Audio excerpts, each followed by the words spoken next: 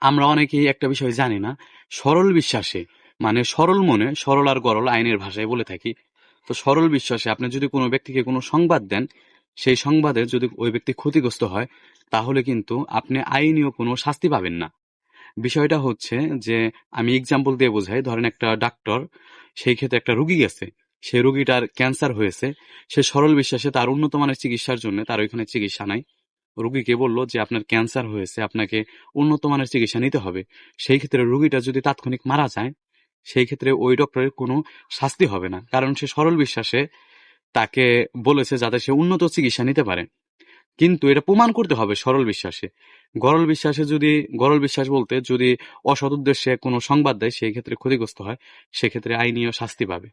আর সরল বিশ্বাসে মানে সঠিক বা সরল মনে যদি কেউ কাউকে বলে থাকে একটা কথা, সেই কথা যদি কেউ ক্ষতিগ্রস্ত হয়, সেক্ষেত্রে তার আইনীয় কোনো শাস্তি হবে না।